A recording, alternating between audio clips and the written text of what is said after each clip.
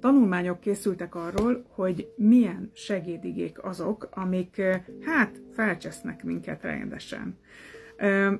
Mik azok, amik megemelik a stressz szintet? Ilyen a muszáj, és ilyen a kell. Amikor meghalljuk, hogy muszáj, akkor konkrétan megemelkedik a vérnyomásunk.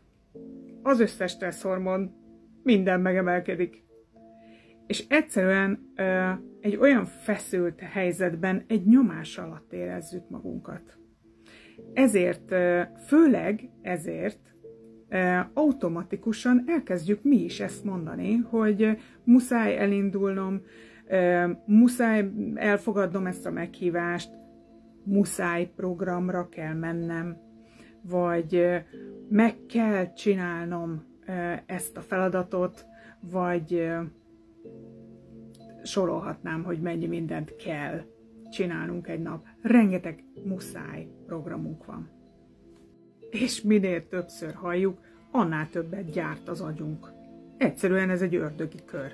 Ez olyan, minthogyha a forróságban föl kellene vennünk egy téli kabátot. Konkrétan csak az akarat hiányzik belőle. Az egyik workshopon beszélgettem egy hölgyel, és ő mondta nekem azt, hogy hát most be kell adnom egy álláspályázatot, igen, hát, de hát miért nem akarod? De, már megígértem, muszáj neki beadni. Na hát akkor ezek szerint mégse akarod. De, végül is akarja. De hogy, hát azért, na mindegy, szóval kell. És akkor megkérdeztem tőle, hogy oké, jó, rendben, akkor konkrétan te végül is nem akarod ezt az állást. De, akarja. Mondom, akkor viszont, amit te muszájnak nevezel, az konkrétan az ára annak, amit szeretnél, nem? Ha például hétvégén vendégek jönnek hozzád, és készülődsz, takarítasz, és ezeket muszájként éled meg. Próbáld meg kicsit átkeretezni. Próbáld meg azt, hogy miért is csinálod. Nyilván azért, mert szeretnél találkozni, szeretnél kapcsolódni. Nyilván azért, mert a finom ételeket készítesz, és elismerést fogsz kapni. Örömöt, hálát, szeretetet fogsz kapni.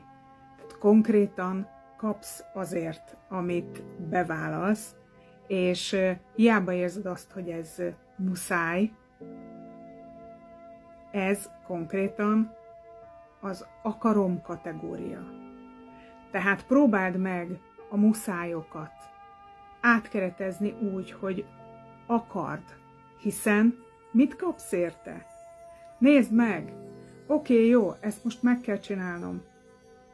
De miért csinálom meg? Mit kapok érte? Legyen az, ami mozgat, az akarom, és ne a muszáj. Légy tudatos, gondoskodj jól magadról, mert a mentális egészség mindenkinek jár.